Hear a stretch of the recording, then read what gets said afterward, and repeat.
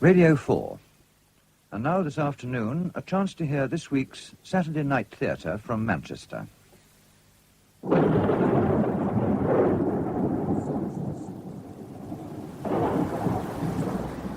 Taxi! Taxi!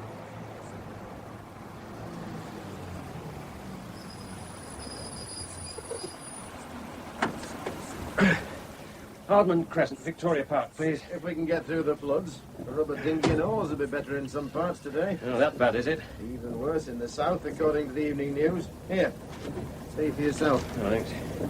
Bought it really on account of that Manchester copper. You know, the police inspector. Oh, yeah? No wonder he was suspended pending his trial. Working on a drugs case he was.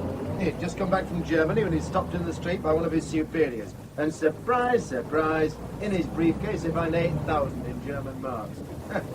You don't need to be a genius to find the right answer. We find the defendant, John Christopher Rourke, not guilty.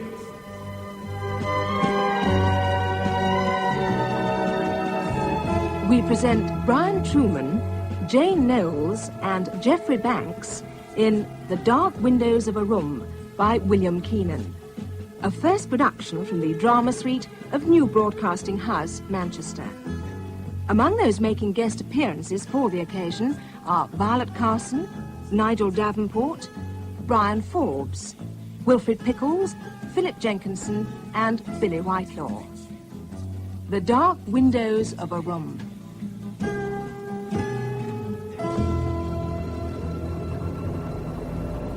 I said you don't have to be a genius to find the right answer, do you? No. No, but he claims the money was planted. A backhander? A bribe? That's what it was.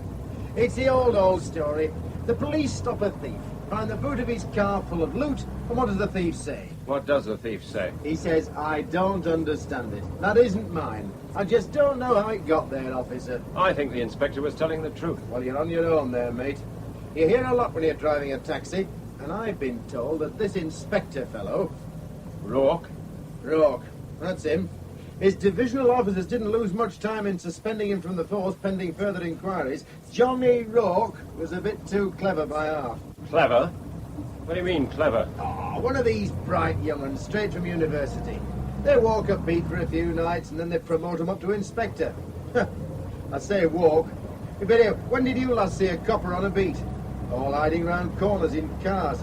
The other night in Piccadilly Gardens, a gang of 6 yobbos set on a bloke, put the boot in, not a copper in sight. A few of us on the rank went in with tire levers, or else the fellow would have been dead. Up comes a panda car when it's all over. Well, I'd agree with you about needing more men on the beat. Aye, but some real big, beefy lads.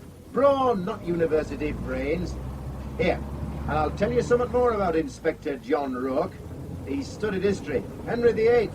What do you make of that? Broadens the mind. So does driving a taxi, but that doesn't make me a policeman. Ah, but Elizabethan England was a police state, and the Tudors had one of the finest spy systems in the world. You seem a bit of an historian yourself. I studied the period for 14 years. You a teacher, then? No. Oh, do you see that bloody fool come right across me? Oh, I might have known. Woman driver. Oh, I agree with the fact that women don't have many accidents. They just cause them. You know, you're belting along a straight road, then a woman suddenly appears from a side street. You swerve, miss her, and hit a bleeding lamppost. You can drop me at the next corner. Right. In the news early edition, it said the jury was out considering the verdict.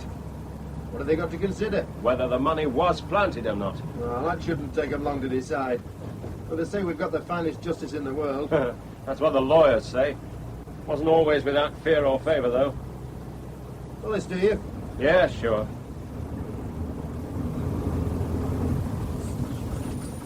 I'd wait till it eases up a bit. Look at that.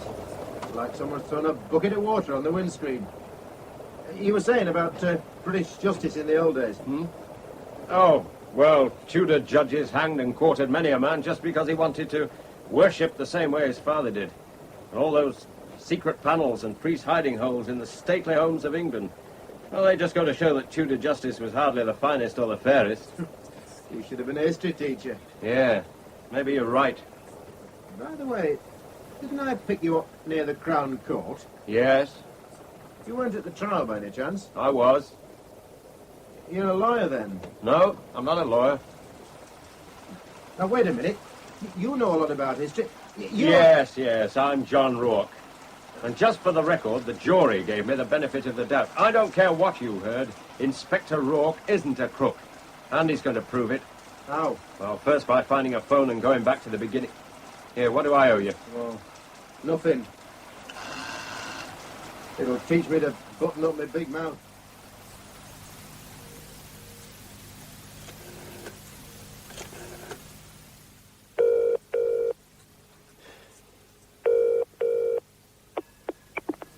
Central Police Station. Extension 350, please. One moment, sir. Norris. Chief Inspector, this is John Rourke. Rourke. The jury found me not guilty. So we just heard. You seem disappointed. Why should I be disappointed? Oh, some people are, I understand. Very disappointed. Just hope you're not one of them. If I had been, I would have slammed this phone down on you. Oh, that's true. Well, what can I do for you? Meet me in a quiet pub. You must be joking. Our faces are too well known. All right, then. What time would you be passing the Central Library on your way home? In about half an hour. Well, if you see a rather bedraggled individual standing in the rain, you might give him a lift.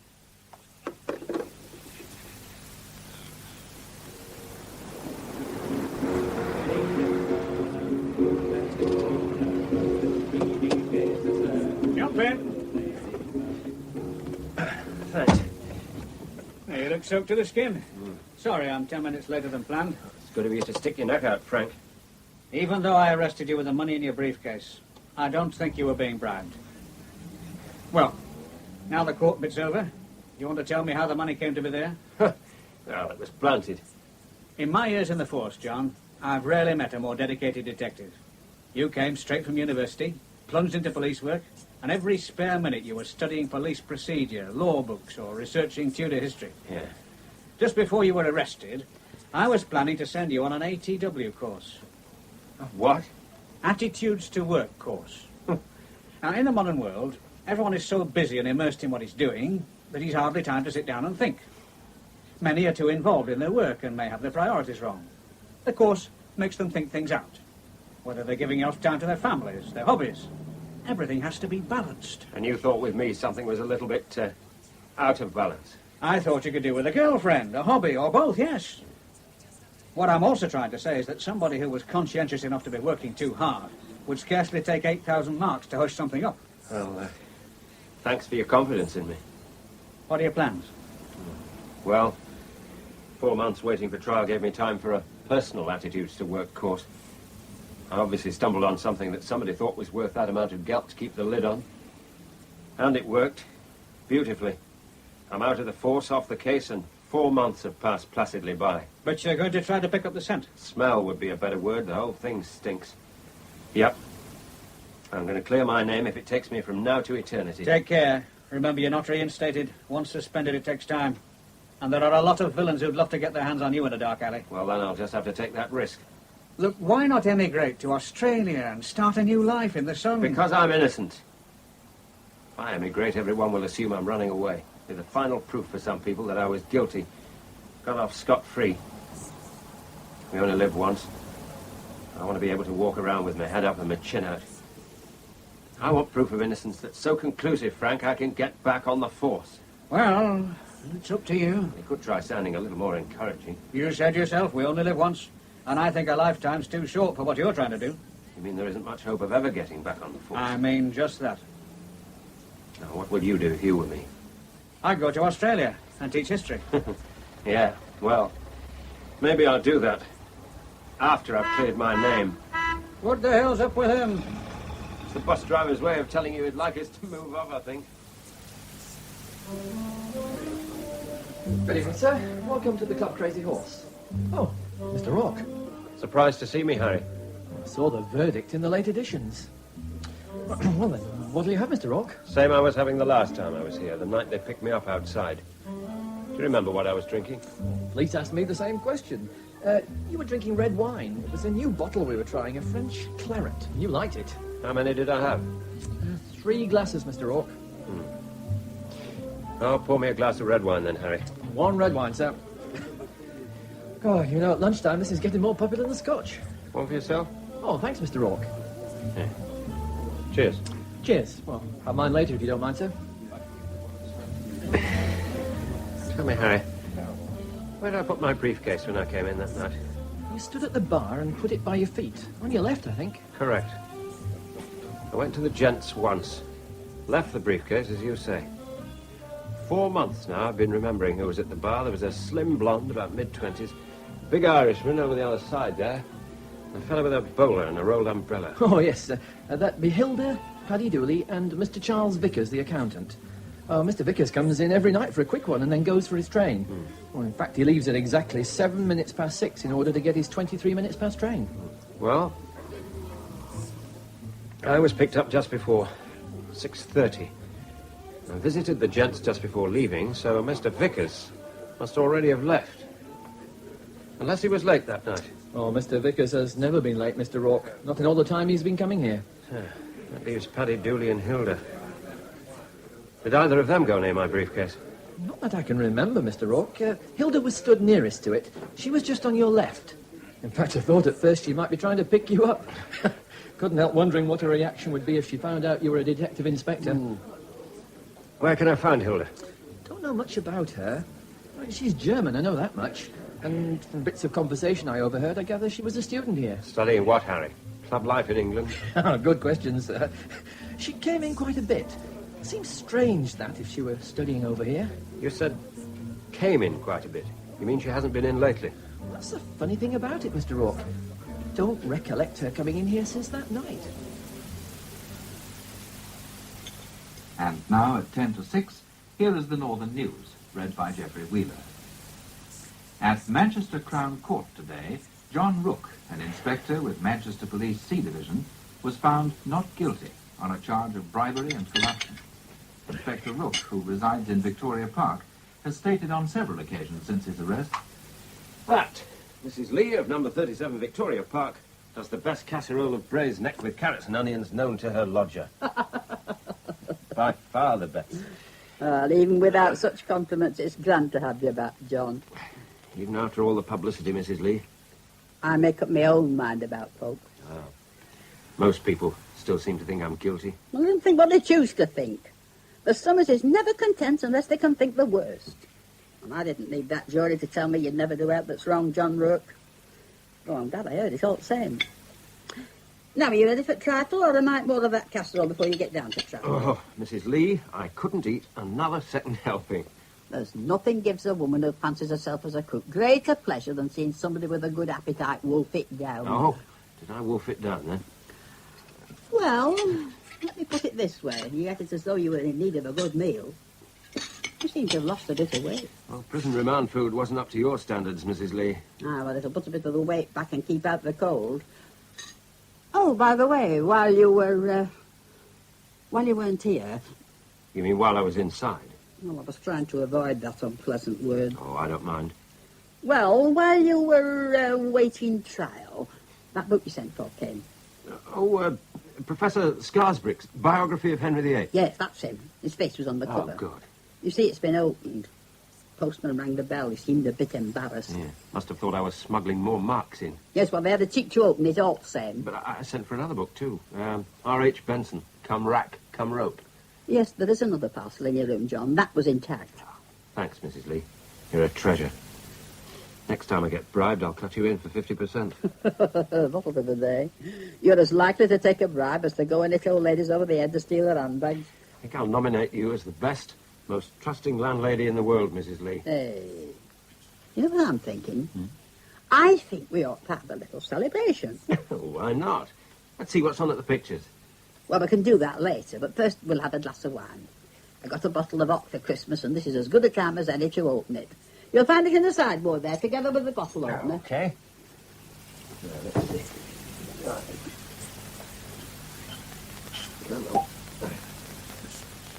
Not too much now. All right. There we are. One for you, and one for me. There you are. You've filled my glass more than you have your own. Well, you put more food on my plate than you do on your own. Cheers. to your future, love. Bleak as it may seem. Cheers. Cheers.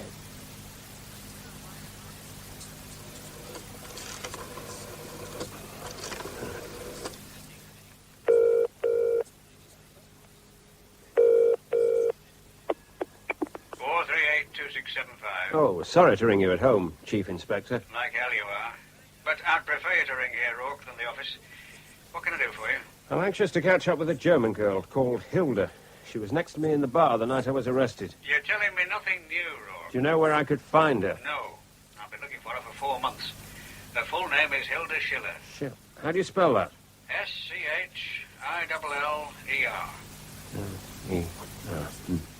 What have you got on her? Well, she's been here about 18 months, supposedly studying English literature at Manchester University. Why supposedly? Because for the last 9 months, she hardly attended one lecture, but she frequented most of the night spots of the city. Any in particular? The one you've just visited, the Crazy Horse. And then there's Tramp's Delight and Mr. Pips. She painted the town red, sometimes in the company of an American.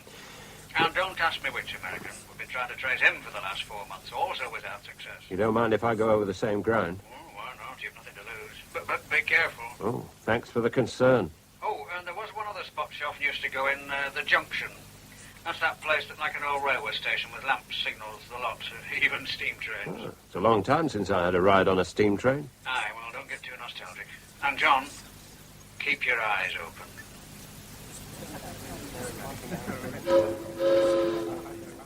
Welcome to the Junction Club, sir. Have your companion? I'm on my own. Oh, very good, sir. Seemed quiet tonight. Apart from the silly sound effects. Well, it's a little early. In about 2 hours, it'll be bursting at the seams. You can cross the track to the bar now the gate is open, sir. Oh. Don't I need a signalling lamp? No signalling lamp, sir. But we do have flags on the bar, like the train guards used to wave. What'll it be, sir? Glass of red wine. Would you be taking it to the dining car? What? The dining car, sir. It's the main floor space, sir. God. What's this supposed to be? The water tower? Well, it does tend to be a little overdone, the railway thing. You know, the waiters have to serve the food as if they were swaying about on a moving train. Well, all the more reason to stay here. Swaying waiters might turn my stomach over. French or Spanish red wine, sir? What else is on the label? Nothing. It's all plonk from the barrel. Rough. I'd recommend the white. Take your recommendation, then. Are you, having one with me? Yeah, thank you. I'll make it a beer.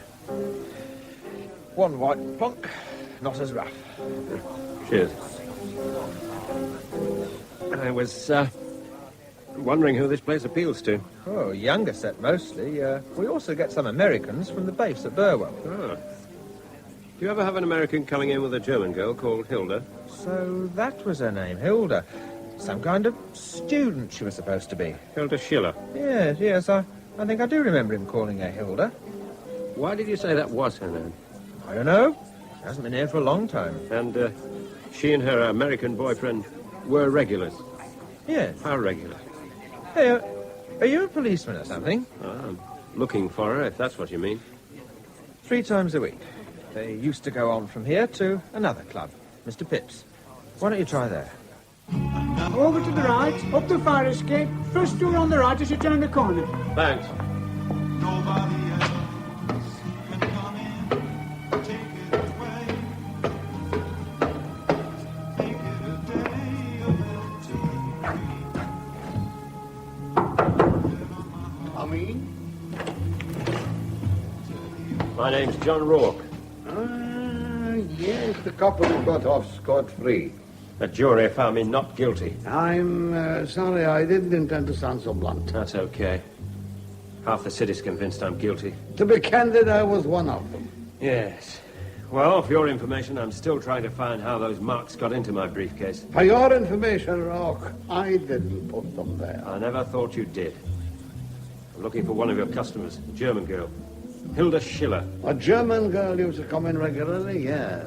With an American? That's right, the flyer from the U.S. base in Burwell. Do you know his name?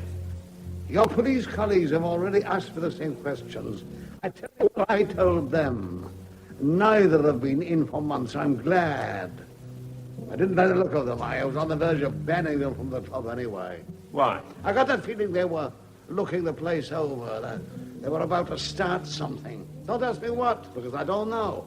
It was just something I felt in my water. And what did you say the girl's name was? You too. I don't get it. What about me? You're the second person tonight to use the past tense talking about the girl. The name's Hilda. Hilda Schiller. Is that the guy walking down the side street? That's him. He was asking about Hilda Schiller? That's the name, all right. Okay, Stan. Let's go.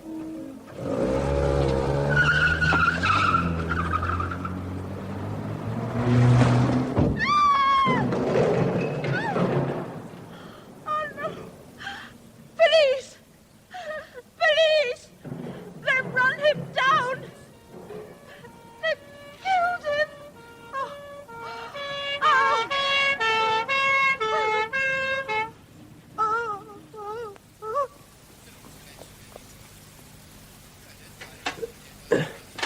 There now. You're patched up and you're cleaned up. What's the total damage? Oh, I'm afraid you'll have to ask the doctor, Mr. Rourke. But I can say you've been very fortunate. Oh, sure. Yeah, at this moment, with every bit of me coming apart from every other bit, it's difficult to imagine my good fortune, sister. There's someone to see you, so I'll give you a sedative afterwards. Good evening, John. How are you feeling? Oh, could be worse, so they say. The doctor's orders is that Mr. Rourke must be kept quiet, so it'd be better if he didn't stay too long, please. Right, very good, sister. Ward to myself, I see. Aye. And the uniformed policeman outside the door. What? Calm down. Remember the doctor's orders. Look, am I right in thinking that policeman isn't there entirely for my protection? You are? I see, so I'm to be kept quiet. And then you waltz in and tell me I'm virtually under arrest after somebody's tried to kill me. Well, frankly, it's enough to upset a saint. I'm talking to you now as a friend, John. I thought it would be better coming from me. Oh, speak friend. Look, let's skip the irony, shall we? There are some people who think that this attempt on your life could have been faked. All right. So I hired somebody to try and run over me with a car. Even that doesn't warrant a policeman outside the ward door. It isn't only that. Isn't it? Well, for a person who's supposed to be kept quiet, it's more than enough for me. John, they'll leave you alone until the doctor says you're fit to be questioned. Maybe tomorrow, the day after, or a week hence. But whenever it is, do you want to be questioned officially by whoever's given the case? Or would you like me to put you in the picture right now? Yeah, well, I'm still suffering from shock, and it's easy to take advantage of me. Oh, well, of course, if that's what you think, there's no more to be said. I'll leave you in peace. I'm sorry. That was no fake accident. Strengthens my faith in guardian angels. Aye. Well, you were inches from eternity, all right. A woman said you moved at the very last second. The car caught you right side, sent you spinning onto the bonnet of a parked car and sideways onto its windscreen. The doctor tells me you've escaped with a broken arm, dislocated shoulder, and that you have severe bruising on buttock and shoulder of right side, together with scalp lacerations from broken windscreen. I remember walking between cars parked on each side of that narrow road by Richard Street. Heard the engine. There wasn't even time to turn round. Still don't know what made me jump out the way. John, most of the night you'd been going round the clubs, asking about a German girl called Hilda Schiller. Right, ever since you gave me a name. In fact, I went straight out looking for her. I said I would. Don't you remember warning me to be careful? I'd be grateful if you didn't tell them you got a name from me, John. What's going on? Exactly 11 minutes before someone tried to run you down, a body was found floating in the ship canal. Whose body? The body of the girl you'd spent most of the night asking about. A German student called Hilda Schiller.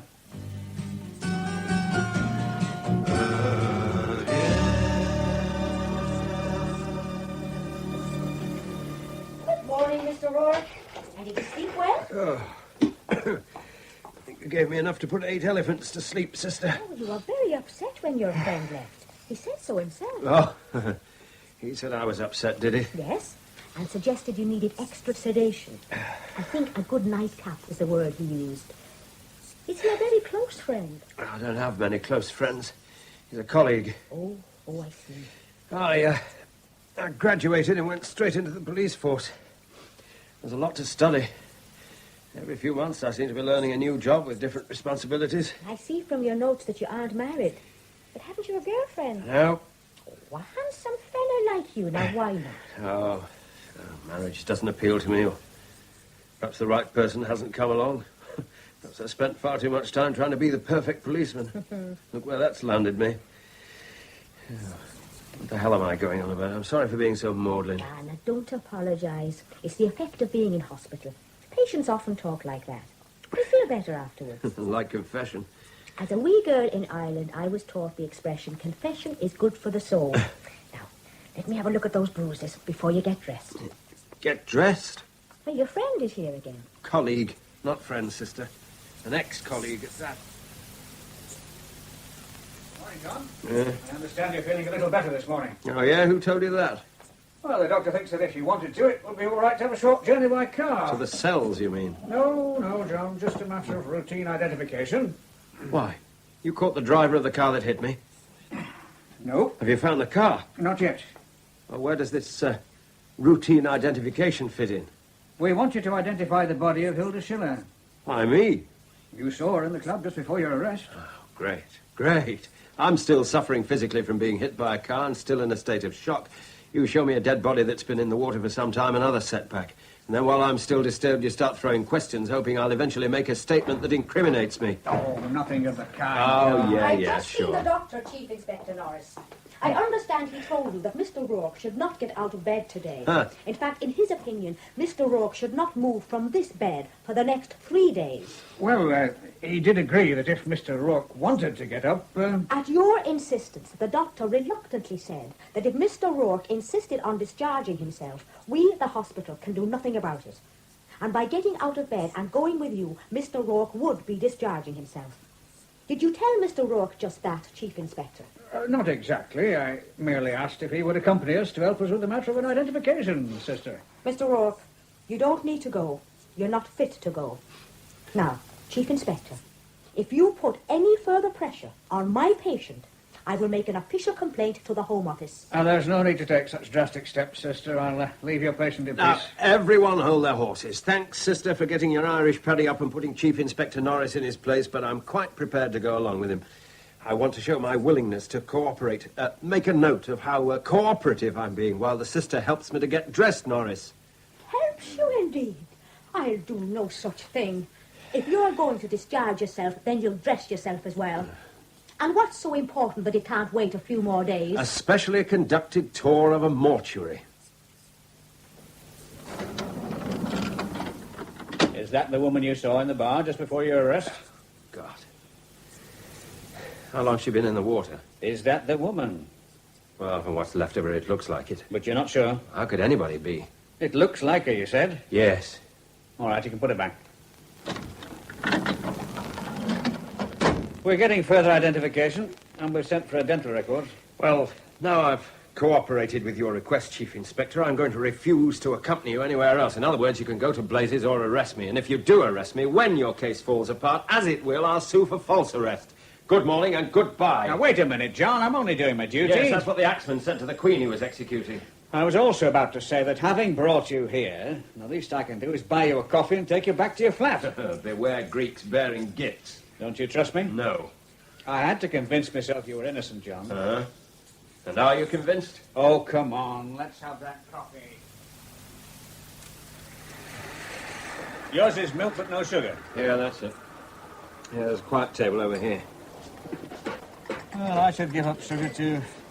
But they say dairy produce is even worse.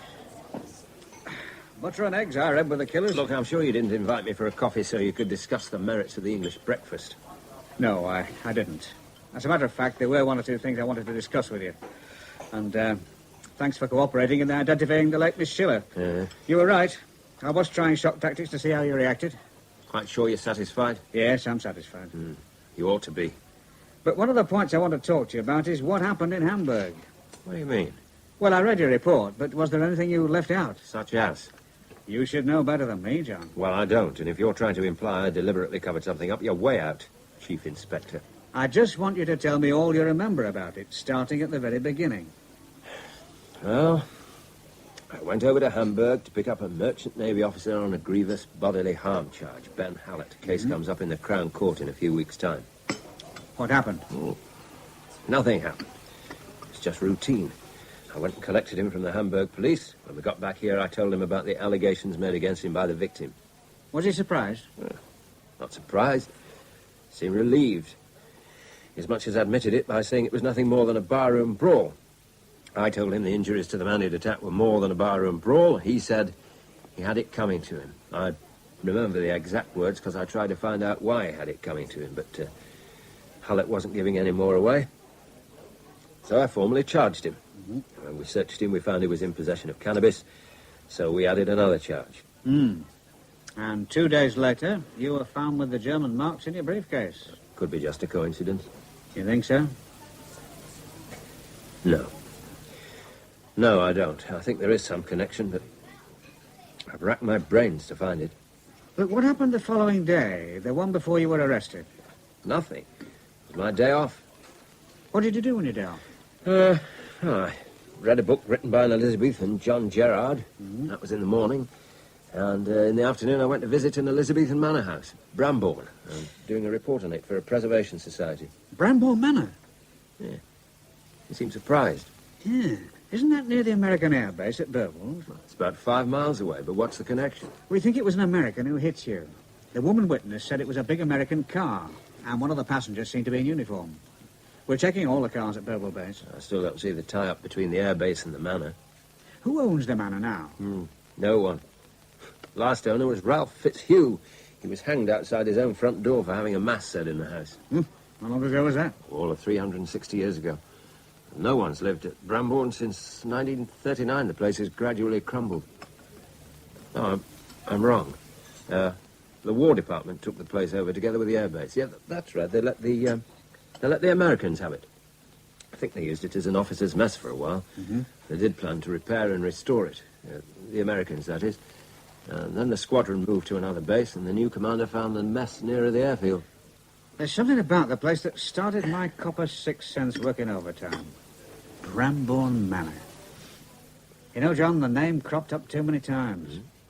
Apart from that, I don't know. I was hoping your historical researchers could have enlightened me. Do you want another coffee? No, thanks. You're gazing into your cup like it was a crystal ball. I was just thinking, it is strange that the manor was the last place I visited before those marks were found in my briefcase. I'll tell you something else. I searched that manor and its grounds with a squad of policemen and dogs for 3 days. There's nothing there. What makes you smile? So did pursuivants. Who were they? Pursuivants, sort of private enterprise policeman, bounty hunter, and freebooter roll into one. Never heard of them. Well, for the solution to most problems, it's necessary to go back into history. What, like Northern Ireland, you mean? Well, like most political problems. Well, how can it help us in this case? Well, something you said gave me an idea. Started me thinking along very strange lines. Could lead nowhere. First of all, I'd like to get back to my flat and see if Weston can give me any clues. Who? William Weston. He was an Elizabethan.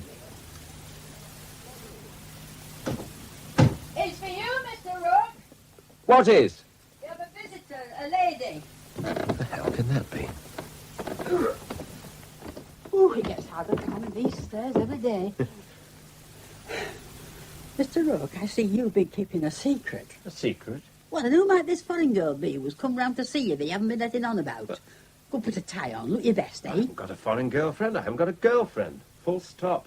Well, she seemed to know you. Is Mr. Rook in, she asked? Knew you? Knew you lived here? Can't wait to know who my mysterious foreign female visitor is. I'm not putting a tie on, Mrs. Lee. Have it your own way, then. I think she must be German. German? Well, she speaks very good English, with just a slight accent. And then her name? What name? Schiller, she said. Miss Schiller.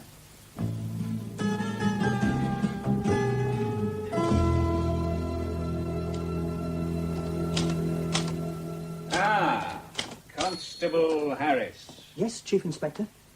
You're quite literate, aren't you? How do you mean?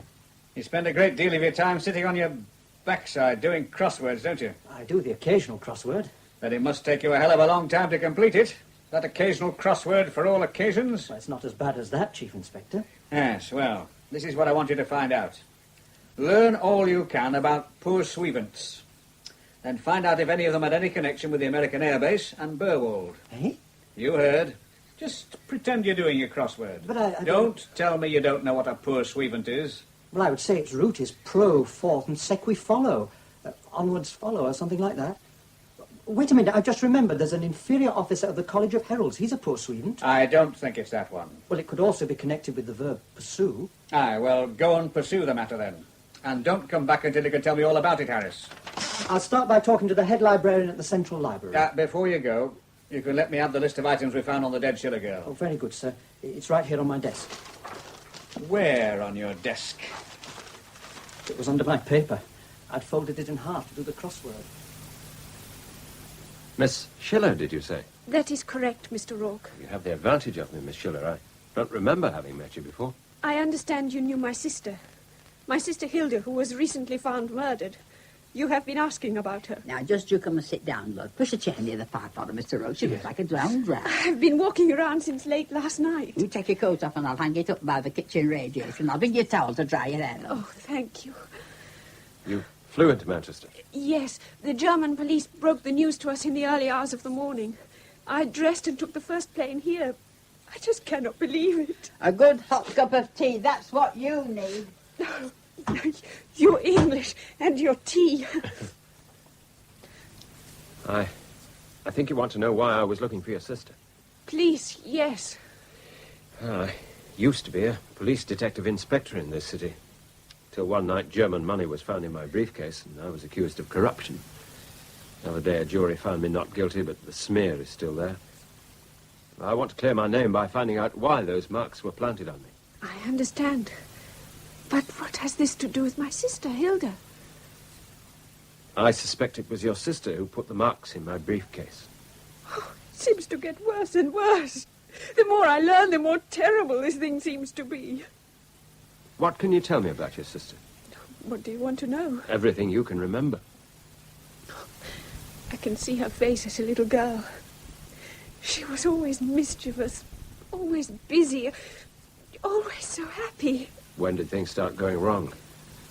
Not until she went to the university. She wanted to take a degree and teach backward children. At first she was doing quite well.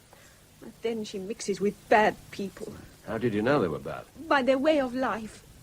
To use an old-fashioned phrase, their lack of morals. I found Hilda was living with one of them. That was the beginning of it all. At first she argued it was love and idealized her relationship. For him it was a convenient, temporary satisfaction. Inevitably he moved into another casual relationship and left Hilda's flat. She was shattered. I suspect my sister turned to drugs. About this time, she started an affair with an American airman who had served in Vietnam and other areas in Southeast Asia. He frightened me. You met him? Twice only. I tried to keep in regular contact with Hilda, yet I had the feeling she didn't want me to meet him. But once he came to her flat while I was there. What was he like, this American? A short man. His eyes seemed to rove all over you. He made you feel uncomfortable. Hilda made excuses for him. She said he'd flown many missions in Vietnam and had been living on his nerves. It could have been that, but I think it was something much deeper. Was he a pilot? I'm not quite sure. I think so. Do you know why your sister came to England? No. I don't know why or how she managed to get into an English university with her poor results.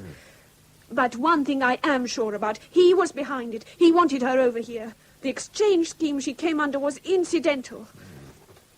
Ah, here's your cup of tea, love. Oh. You take milk and sugar? Oh, black, please. You don't have black tea in England. That's for coffee.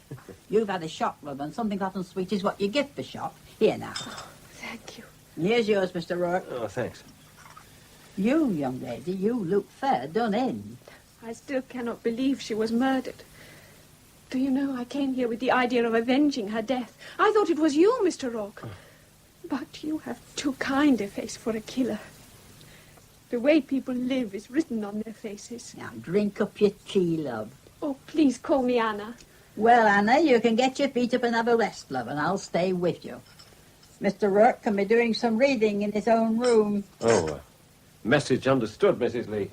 And we'll have steak, dumplings and chips for tea. I'll call you when it's ready, Mr. Rourke.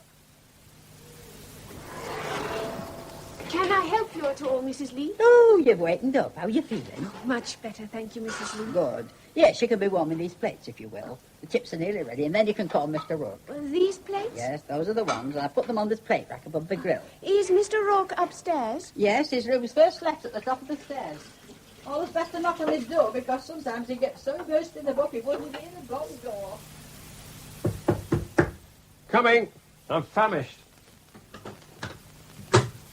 Oh, sorry. I thought it was Mrs. Lee. She asked me to tell you that the meal is almost ready. Thank you.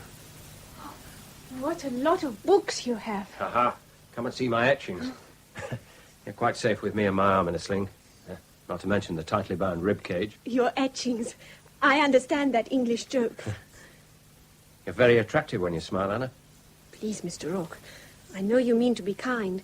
I also know I have a plain face, and I feel very spinsterish and schoolteacherish at times. Well, you said yourself the way people live's written on their faces. Yours is a kind, dedicated face. Thank you. I'm very happy with my work. Teaching handicapped children. Yes. I think the secret of happiness is giving yourself to others without expecting any thanks. Strange that two sisters should seem to be so different. I am to blame as much as anyone for Hilda. Our father died 7 months after Hilda was born. Our mother died 4 years ago, being ill for many months. I wondered all the way here in the plane how much more time I should have given to Hilda instead of to my studies. It must have been a very bad time for her. Perhaps it might have been better to... To have what? Oh, to have married and stayed on the farm. There was a young man who wanted to marry me, but I am sure he proposed out of sympathy. He was a good person with a very strong sense of duty. And you turned him down? He is now happily married to a very attractive girl who has turned out to be a good wife and mother. Why are you looking at me like that? I was wondering why you have your hair swept back so severely. I don't understand your question, Mr. Rourke. It is obviously so much neater and tidier this way. Oh, of course. I tell you all this about me, but you say nothing. Oh, well, like you, I've been busy studying, and like you, I had someone in my hometown I might have married. But you didn't. No. Now, she's a good wife and mother, too. She married the local doctor. Policeman's lot is not a happy one. Thank you, Mr. Rourke, for your efforts to cheer me up and get me out of my sadness. My motive was purely selfish, Anna. I asked you questions about your sister to get all the information I could to help clear my name and to find your sister's killer. I see you read poetry. I browse. Ah, Wordsworth. I once had to copy a poem of his when I was learning English. Ah, this is it. My heart leaps up when I behold a rainbow in the sky. So was it when my life began, so is it now I am a man, so be it when I shall grow old, or let me die. The child is father of the man, and I could wish my days to be bound each to each by natural piety. Your English verse is so beautiful. The rhythm so regular that it flows like a stream. How do you call unstressed followed by stress? Iambic. Ah, yes. It is the rhythm, not the rhyme, that matters most. Quite right. You see, I try to learn my English well, especially the poetry. Back in history, some of your great adventurers and swordsmen were poets, were they not? They were. You have a bookmark in what now? Ah, a northern vigil. Read me a short verse, please. Well, reading aloud's hardly my forte. I will close my eyes, draw a circle in the air with my finger, and then point to some verse, yes? Mrs. Lee doesn't like to keep a meal waiting, Anna, and she'll be ready. You are embarrassed. No. Then half a minute's delay while you read a short verse will not upset Mrs. Lee. Please. All right. I close my eyes, turn my finger in the air like so. There. Well, let me see what you've chosen. The windows of my room are dark with bitter frost. The stillness aches with doom of something loved and lost.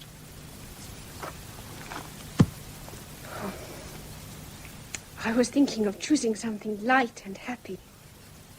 But I feel the dark windows of a room are more fitting, more appropriate. I should be in mourning for Hilda, of something loved and lost. You can't blame yourself for her death. But I was her sister. If I had given her more time, if I had talked to her more, listened to her problems, who knows? Oh, if I had my time with her over again, how different it would be. Anna, I'll find who killed her if it takes 10 years. Isn't that a form of revenge? Wanting her murderer caught and punished? Justice is a better word. A bleak consolation, I know. Forgive me. I'm too concerned with myself and my own feelings. I think of Hilda, not of you, and how, because of all this, you lose your job, your good name. You're almost killed, and... I have a drawer full of men's large white handkerchiefs. Ideal for wiping away tears. Oh, thank you. There. That's it, Anna. Put your head on my poor bandaged shoulder and have a good cry. But Mrs. Lee will have a meal going cold. Mrs. Lee would be the first to agree that you'll feel a lot better after a good cry. Did you pass me those cups, love? Oh, here you are, Mrs. Lee. Thank you. Oh, dear. I'll answer it. Did you manage another sandwich, Rob? 224-2987. Is that you, Rook? Yes. I've had young Constable Harris in the Central Library all afternoon looking up poor Swevens. Oh, congratulations, Inspector. I never realized you were so concerned with improving the minds of your detectives. I've been waiting for Harris to return, and I'm still no wiser, Rook. In fact, I think you've been leading me up the garden path, or into a medieval maze. I also think you know more than you've been telling me, so I'll get your coat and hat on. I'm sending Harris round to collect you. Then you can explain to me just where Swevens fit in. You better get yourself a warrant. I'll do just that if you like. Because I won't be coming in voluntarily. As you wish, Rook. Look, you know you can't arrest me. All right. A jury finds you not guilty of taking a backhander in Marks, but then the girl connected with it dies. And now... What now? After visiting me the other night, you went to the junction. Well, I said I did. You had a nice, long chat with the barman. I asked him about Hilda Schiller, and he told me they got quite a few Americans from the base at Burwold, and that she sometimes came in with one of them. What else did he say? He recommended the white wine. Did you threaten him? Threaten him? Why should I? That's what we'd like to know, Rourke. You see, after you'd had your glass of wine and bought him a beer, you did buy him a beer, didn't you? Your information is correct. I did buy him a beer, and I did have a glass of wine, white as recommended. And afterwards you left? Yes. He did too. He followed you out. He's never been seen since. Harris is on his way to collect you, Rourke. Damn the lot of them. Anything the matter? I'm going out. Not in the car, John, and you with an arm in a sling. Oh, I know. I wonder if Anna can drive me. I have no English license and insurance, but I drive. Well, I'm insured for any driver, and what's driving without a license anyway at this stage of the game? I want to find your sister's American friend. This very minute, Mr. Rourke? Yes, there's someone coming I don't particularly want to see. My car may be difficult to start. It's been in the garage several months while I was... While Mr. Roke was away on business. No, look, I can see to the pots. And I'll tell the gentleman what's coming that you just pop round the corner. In fact, I'll make him a cup of tea while he sits and waits for you to come back. That'd be most helpful. Come on then, Anna. I saw the sign, Burwold. We'll stop at the first pub and ask there. Keep to the left. I'll look out for it.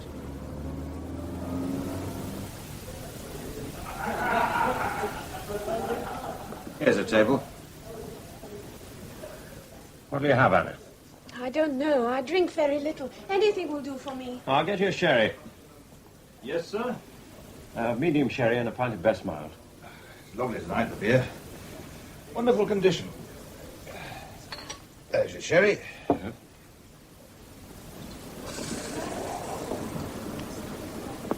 Still use the old pumps, I see. Oh, yes. Gives a better top to the pint. You seem to get plenty of Americans here from the base. Oh, they like the beer, too. Did one of them Used to come in with a German girl. You don't mean the girl was found murdered? Yes. You a cop, eh? Yes. Oh, look like one to me. I can usually spot one a mile off. We're looking for the American. Aye. Saw a lot of people, including some other Americans. Seems to have done a disappearing act 2 days ago. Had something on the slate with me, too. Old money all round, did Max Venner. So did his co-pilot. He's vanished, too. Oh, have you nothing small than this pound note, sir? I'm a bit short of change tonight. Sorry, I haven't. I can just manage it, I think.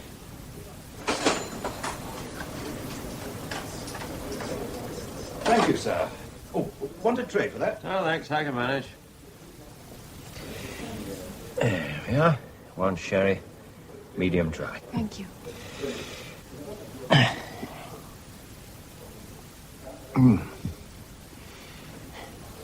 Something behind me seems to be fascinating you. It's the barman. I was watching him as he was serving you. He kept glancing to his left. Now he's gone over to speak to the two alert-looking men whose attention he was trying to catch. I think the two men are coming over to us. Good evening. Do you mind if we sit at this table with you? We're already sitting at this table. To what do we owe the pleasure? My name is Marshall Dean, and this is my partner, Dick Cohen. We hear you were asking for Maxie and his co-pilot Stan. Can you tell us why? To use an English police phrase, I want them to help me in my inquiries. Likewise, we're Air Force Police. You look very well groomed for Air Force Police. I'd say more like a pair of FBI men. And I'd say you look like the English cop who was accused of corruption. Oh, for Air Force Police, you're very well informed. And this is Hilda Schiller's sister. I've had a tail on her ever since she got off the plane. My word, you have done your homework. If you do find anything of interest, call us, huh? Here's the number. It's manned day and night. We have a big organization behind us and taxpayers' money to spend. You didn't, by any chance, convert any of that taxpayers' money into German marks? Say, £8,000 worth? We like your English sense of humor, John. But don't try it on Maxie or Stan. In their off-duty moments, they've been involved in at least 6 killings. Well, if you'll excuse us, gentlemen, we must be on our way. Well, we'll be around. A comforting thought. Good night, Marshall. Good night, Dick. Good night to you, Anna, John.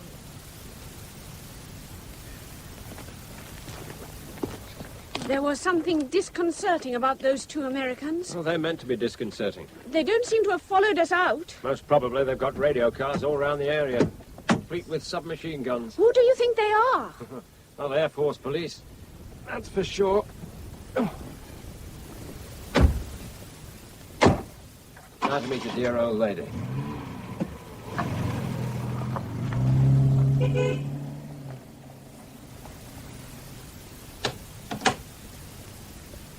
Oh, Mr. Rook.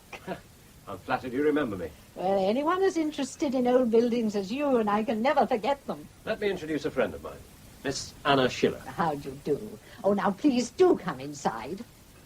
Oh, what a lovely old-world room. Yes, I was born in this cottage, you know.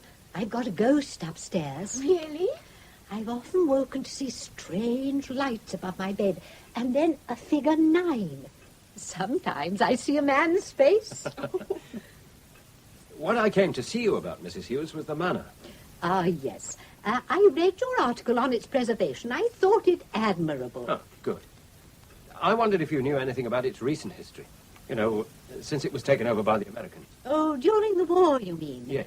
Well, there used to be a most charming commander. Unfortunately, he was planning to put cocktail bars in it for the officers' mess. And then he and his squadron moved on, and the other commander decided against it. In some ways, it was a good thing, and in other ways, bad. How do you mean? Well, if the Americans had gone ahead with their cocktail bar, etc., they would also have restored the hall at the same time. You know how thorough these Americans are. And it would virtually have been as good as new. Most people were happy when the scheme was dropped. Most local people, that is. Now, one American who was very keen on completing the scheme was a most charming and cultured man. I think he was in their Air Force intelligence section. He, too, was an historian, professor at one of the Midwestern universities, as I recall it. Now, he wrote a pamphlet about the manor, which really should have been made into a book. You know how difficult things were during the war, and it was finally stenciled or something like that. There used to be a copy of it at the base, though. I understand it's been lost. Though I did hear there was another... You can't remember the name of this professor? Oh, yes, I can. Martindale. James Martindale. Martindale. I'll make a note. Well, if you've no objections, I think I'll take Miss Schiller up to the manor house. What, at this time of night? Oh, there's a moon. Well, if you can follow the overgrown path opposite my front door, that'll take you right to it. But nobody uses it at night, you know, not even courting couples. Thank you once again for your help, Mrs. Hughes. Always a pleasure to see you, Mr. Rourke.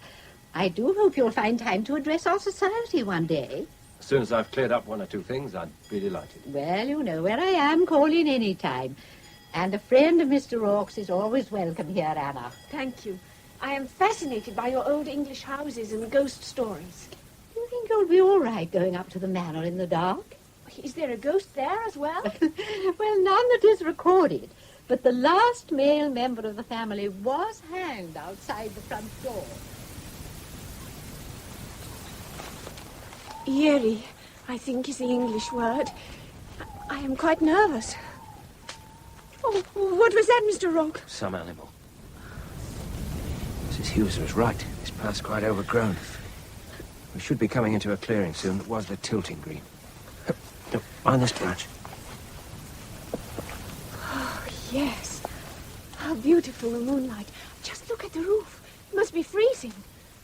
Hamlet could appear at one of those black staring windows and give a tortured soliloquy. Yeah, well, I want to take a look inside. Oh, dear. Frightened again? Scared to death, but enjoying every minute of it. Will you take the torch? Yes, please. Oh, there's something over there. I'll point the torch at it. There's something glistened in that undergrowth. Branches have been broken down as if a tractor's been through.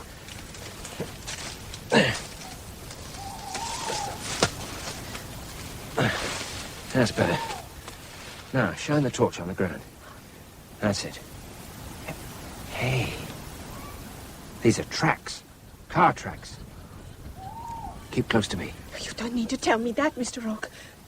But suppose there is someone in there. With your injuries, you have only one arm. But you've got a stiletto in your handbag.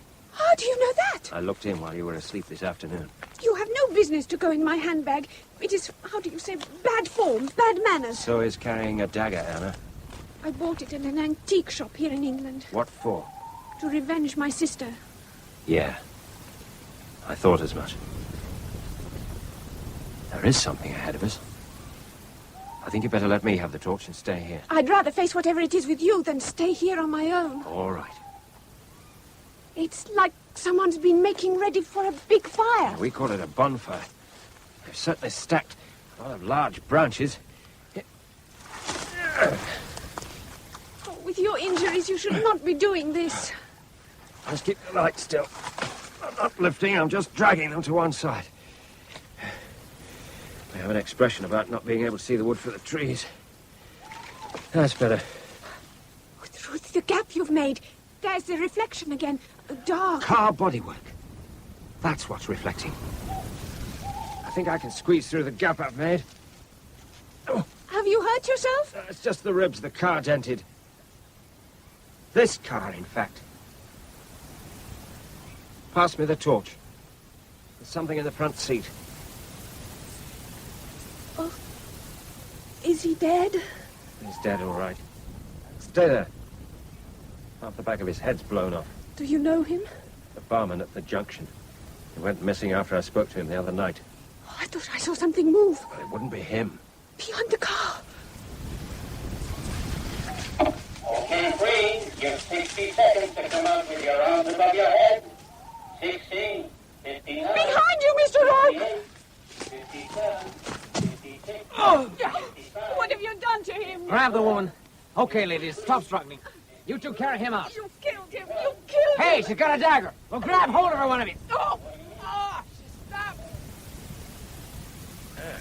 After Cohen hit you, if she didn't try running him through with a dagger. Serves you right for playing gangsters in an English wood. Used an antique English stiletto for that special occasion. Well, fortunately, Cohen was wearing a thick coat. He'll be fine. Well, in that case, perhaps you'll carry on. I can't say I'm entirely convinced by your explanations. Well, we were staking out the wood. We found the car earlier today. You walked in. Now, it isn't easy to flush people out of a wood at night. So we used the tannoy to distract you and moved in. We hoped you'd still be listening to it, wondering how much time you had left. Yeah, I was. Where am I now? The Air Force Base. Oh, you're not going to tell me you're Air Force Police again. Oh, no, John. And not FBI. We're from the Federal Bureau of Narcotics. Another for you? No, thanks. Drugs is the name of the game. How did I get into it? Oh, we've been watching Max and his friends for 3 years. He'd been smuggling in heroin from Southeast Asia. We put a stop to that by getting him posted in Germany. Or, we thought we did. Max's syndicate had other plans. They worked out another route across Europe with Turkish-grown poppies. It was processed in Marseille, moved to the German.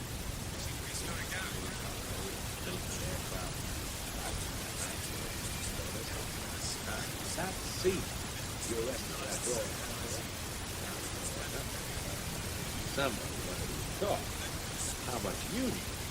So they landed you with 8,000 pounds in German marks, which puts you out of circulation for a time. But a jury finds you not guilty, and you start asking questions. But they'd already prepared for that. Oh, sure. By killing Miss Schiller's sister. They reckoned, and rightly, that you'd work it out, that she had dropped the money in your briefcase. So, with $2 million at stake, they decided not to take any chances. $2 million? Oh, it could be more. That's the minimum value we put in the package they've got into England, ready to ship or fly out to the States. We want to get our hands on that heroin, and to knock out the #1 man in England. I think I might be able to find it. Huh?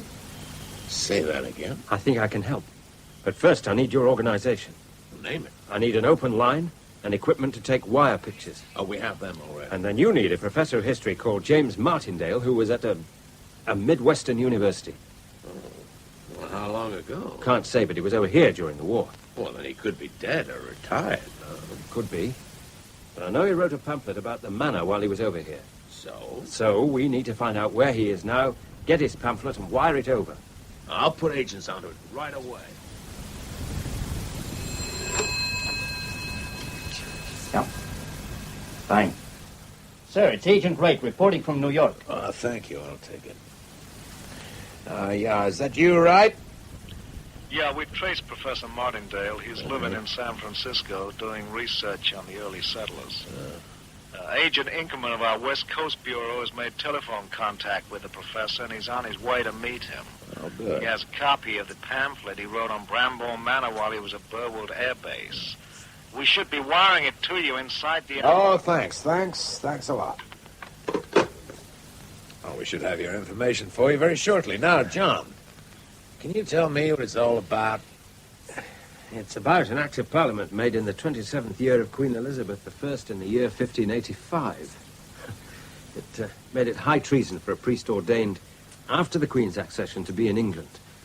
And the same act made it a felony, punishable by death, to harbour a priest. So, if any Catholic wanted his sacraments, he had to have a good place in which to hide a priest and the utensils for saying Mass, which is how the secret panels and the priest's hiding holes came to be in some of the stately homes of England. John, are you trying to say that we're looking for a secret panel? Yes, Marshal. We are, Marshal. Well, for God's sake, let's get on with it. Not so easily done. Various people have been searching for them for nearly 400 years. But with modern equipment... I've tried it. No two hiding holes are the same. They were made by night. Only the workmen and the owner knew the secret. When the owner was driven out or imprisoned or hanged, the secret usually died with him. Sometimes today they come to light when extensive alterations are being carried out, like I suspect the base commander was doing at Burwold Manor during the war. You see, I think that Professor Martindale realized the discovery and wrote about it. The pamphlet, or anyway, one of them was kept in the base library. Max or someone read it, decided it'd be the ideal place for the drugs, and destroyed the pamphlet so that no one else would see it. So we sit back and wait for the pamphlet to be transmitted.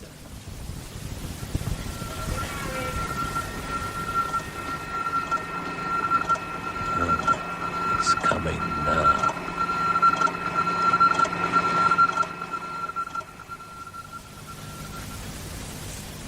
Oh, I never thought I'd be looking for secret hiding holes in the damp and cold of first light. Underneath the fireplace. At least that's what Martindale says here. Yeah, sure.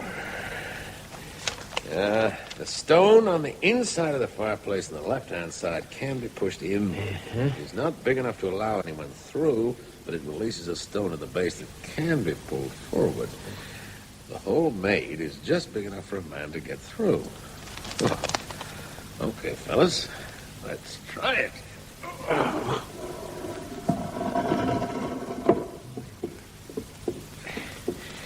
Now, that's the first one. But where's the second stone? This one. Sure, but it can't possibly move the way it says. Oh, come on, let's try it.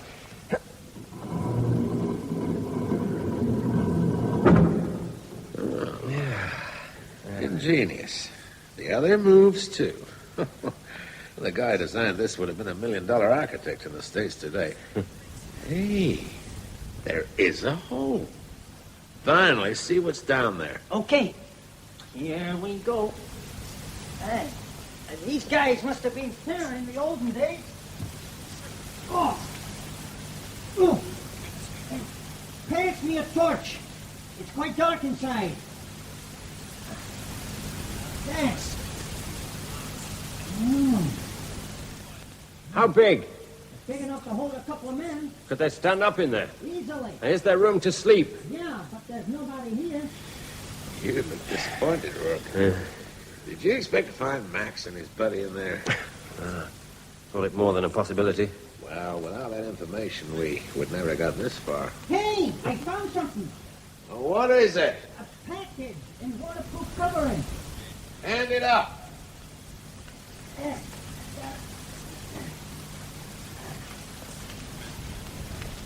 Okay, I've got it. Now, let's take a look. Anyone got anything sharp? Your antique stiletto, Anna. I have it in my bag. May I borrow it, Miss Schiller? Certainly.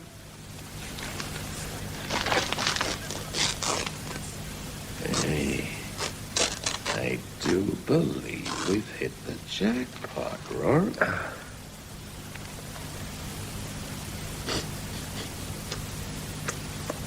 Yeah.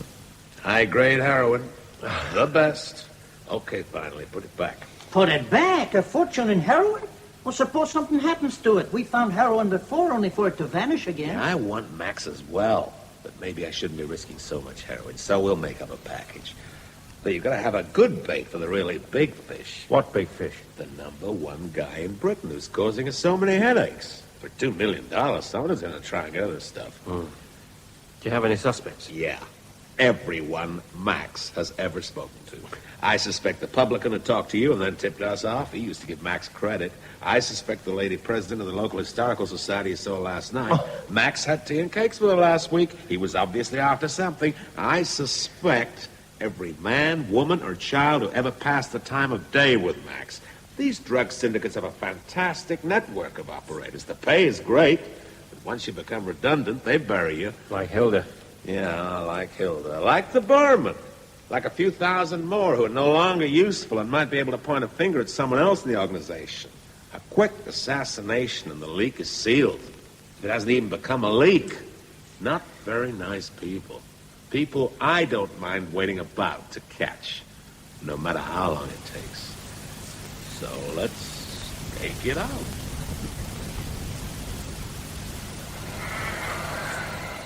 Cohen, how is it your end? It's all quiet since the pub closed. How long ago? About an hour. Wait a minute. The front door's opening. Yeah, it's difficult picking up radio transmission in a wood. You can hear those damn receivers a mile away. Who's going to walk into a wood when it's crackling with more two-way radios than twigs? Yeah, we ought to spread out more. Maybe keep out of the wood altogether. It's the publican who's coming out the front door. He's walking his dog. What direction is he taking? He's going towards the path. If he's got a dog, I'd better get my men out of the wood. Finally, move back. We'll take up positions outside, out of hearing distance. Publican is now turning away from path. It looks as if he's returning to the pub. All right, Cohen. Stay in position. I'll be coming to move you out in a few minutes. All you need is artillery, and you can have a full-scale battle. Look, you've got too many men, and you're making too much noise. I can't take any That's chances. exactly what you are doing. Get rid of all the radios and have one man at a time lying low. Damn radio receiver of yours is as good as a loudspeaker. Suspect has crossed road to cottage of woman Hughes. She is at door. Both suspects are now engaged in conversation. Most probably about the weather. Talking about the weather, it's starting to rain again. Yeah. As soon as it's opening time, he'll be one stakeout man less. He'll be having a hot rum. On one condition only. You tell no one, absolutely no one, about finding the heroin. Oh, yes, not a soul. Oh, see what I mean about the rain? Do turn your collar up, Marshal. You American agents always look the part with upturned collars. I wonder what Anna's doing now. Anna, yeah. We have her room at the inn bugged, if you really want to know. What, you suspect her? She's Hilda's sister. She's met Oh, Max. come on, you can't... English police car has drawn up with the Burwood Arms. No. No, it's not stopping. It's going on towards the base. Police car has halted not far from me. Occupant now approaching through wood. Yeah. I can see it for myself. Hey! It's Chief Inspector Norris. He's probably looking for me to tell me I'm back in the force. Don't go out to him. Oh, come on. Surely you don't suspect a Chief Inspector. Hey. He's going towards the manor, right enough. To the east wing. To the fireplace. Got it! Oh! He's hit him over the head. Taking no chances. Hope he's good at unarmed combat. Norris was a Marine commando. See what I mean? Okay. Hold it. Freeze. We're federal agents. Show me your authority for going round in this country with guns. And for attacking police officers in the course of their duty. You were going towards the fireplace. Do you deny it? Of course I was. Call off these bloodthirsty Apaches. You haven't said why you were going towards the fireplace, Frank. Because I wanted to take a good look at it, that's why. I've had Constable Harris off crosswords. He hasn't put pen to one for 24 hours. He's been finding out about priests' hiding holes. He tells me they were often under the fireplace. Oh. Are you okay, Vine? Oh, I feel I want to double up again. He caught me high and low like an axe. When someone hits me on the head and knocks me flat on my face in the mud, what does he expect? I saw a pub up the road. I think I'll go there and get cleaned up. Rourke? Yes? I want a word with you. You better come along, too.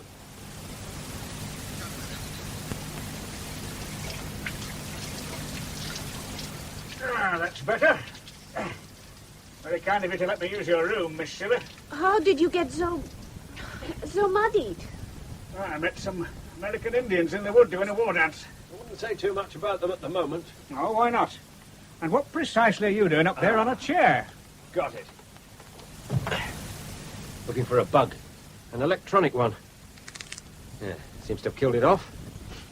They got the room bugged, in case Anna was involved. They cannot think I killed my own sister. Oh, they're nothing if not thorough. Over-conscientious. Aye, like ants all over the place with radios. They'll be suspecting the residents of Buckingham Palace next. Though they're damned efficient, I'll give them that, these Federals. One of their brass hats has been in contact with the Home Office, who in turn have been in communication with the Chief. You're reinstated, John. But I'm in trouble. You? Aye. It's that forthright Irish sister whose motherly instincts you brought out. She's complained to the Home Office about me bringing pressure to bear on a sick patient in order to make him leave hospital against medical advice. I've to go before the Chief Constable. Quite right, too. Disgusting tactics.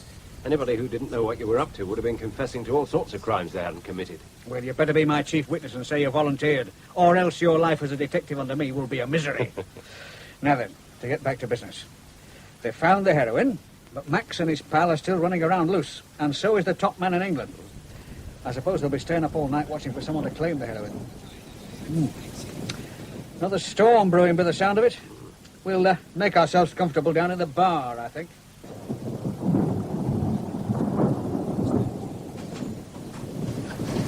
That's 2 pints and a sherry. Yeah, nasty night out. Aye, it is. But cosy enough in here. I'll bring them over. Thanks. Well, you're looking thoughtful, Rourke. Am I? What happened to you this afternoon? Oh, I went to the local library and then to a local resident for a pamphlet. Oh, what about secret panels? Yep. What did you find? Nothing. Just some kind of nagging suspicion at the back of my mind. The sherry's for the lady, is it? That's right. And a bitter for you. Yeah. And some nuts too, please. Look, I'll come back with you and I'll get them. I think the Chief Inspector wants to ask a few questions in private. Yes, it is the general impression. Cheers. Cheers. The Chief Inspector was right. You are, how do you say, the mind thinking of something else? Oh, far away. Distant. Distant, yes. I keep thinking about Gerard. Gerard? John Gerard. He's a priest who escaped from the Tower of London.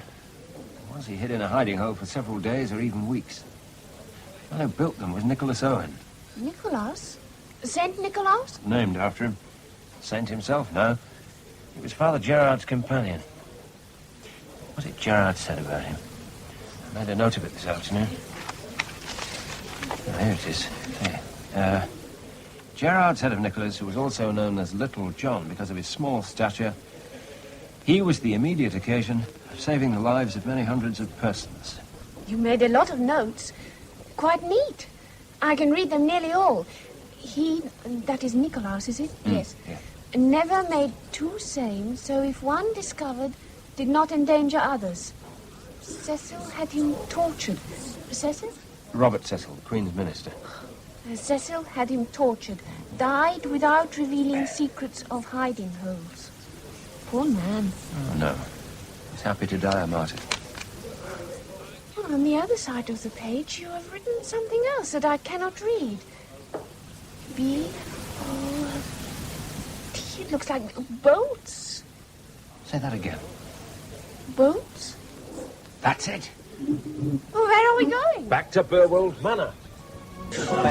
Okay. So all I said was I find your English police method sort of quaint. He kicked me when it hurts, that's what. He kicked me. Sure, Max. You just keep talking. Of course I kicked him. He had a gun. I hadn't. And he was about to use it on Rourke. Well, this beer's gone a bit flat in the meantime, but thanks for your help, Chief Inspector. Your health. Well, when I saw you bolt out of here, followed by Miss Schiller... Bolt. That was the missing word I wanted. I remembered another technique the Elizabethan builders used. They made the priest hole, as it's called, but not only that. When a priest hole was discovered, the searchers generally found it empty. And why? Because there was often another hiding place behind it, or even under it. Right. A bolt hole. So Max, Venner, and Stan here, they were inside that bolt hole all the time we were searching? Even when I was inside of that fireplace? Yep. They were holed up there, thinking all they had to do was to sit it out until you and your posse rode away. But the package, $2 million's worth. Why leave all that heroin behind? Well, Maxie, why? Well, it took us by surprise, that's why. We was in the priest hole when we heard someone come. We put out our torch. It's dark. Stan here, he fumbles. It's just time to get ourselves in the bolt hole. But not your precious package of drugs. Quite a game of cat and mouse, eh, Marshal? You, Dick Coyne, and Mr. Vinley waiting on the outside while your quarry are holed up on the inside. Ah, too true. Only we didn't know it, John, and so about an hour ago I called my men back from the stakeout. Not too far back, though, I'm glad to say. Manchester C Division isn't used to dealing with the Max Venners of this world. Still, we're learning. Ah, which reminds me, I want names from you, Maxie boy. Don't we all? Ah, but I have a way with me, Chief Inspector, for all our wild Apache games. But words this time, rather than deeds. Max, how would you like it if I cabled stateside and have it put around that you've been sitting here, English pub style with us, and have been cooperating with the Bureau, and that I'm sending you back to be released? You'll be dead before I arrive, and you know it. Yeah, so it found. Better start naming names. The manager's office is this way.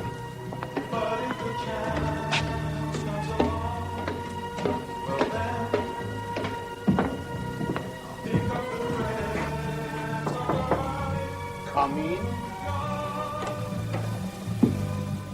Just stay as you are, please, sir. He's going to his drawer. Oh, I'll take him. You all right, Chief Inspector? I got winged on the top of my right arm. Take him down to the patrol car and then drive me to hospital. Well, if it isn't my old friend, Chief Inspector of Police, who makes my patients leave hospital when they should be in bed. He's all right now. In fact, he brought me here. And because of you, I have to appear in front of the Chief Constable. Oh, so, my tough detective, you're ready to apologise. Who told you that?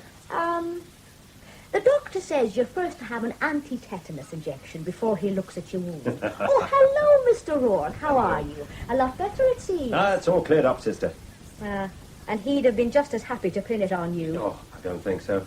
Well, now, will you turn over for your injection, Chief Inspector? Now, the sight of a needle has always made me feel a bit off, sister, so go easy. Oh, now, I always find the biggest and the toughest of them faint away at the sight of a little tiny needle.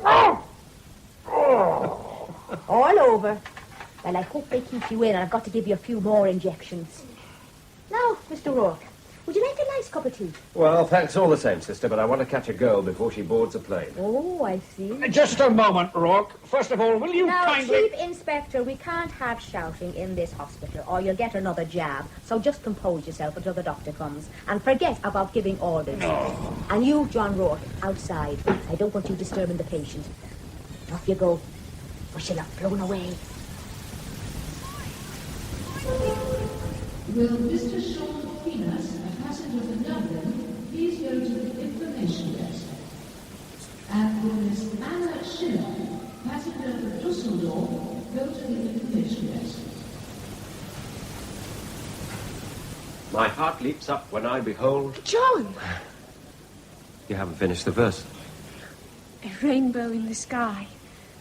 And I could wish my days to be bound each to each by natural piety. The dark windows of my room seem much more cheerful when you're about. Mine too. Have you got to take this plane?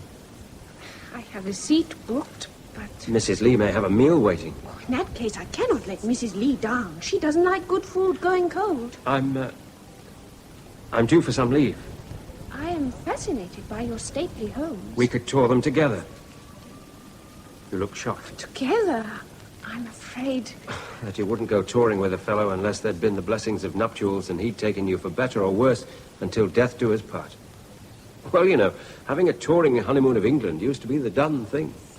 You're teasing me now. No. We have an English expression. What expression? And many a true word is spoken in jest. It's the only way to overcome that terrible English reserve that foreigners don't like. But you can have a formal proposal if you like. What girl doesn't deep down want a formal proposal? But that... is currently appearing in alphabetical order at the Mayfair Theatre, London.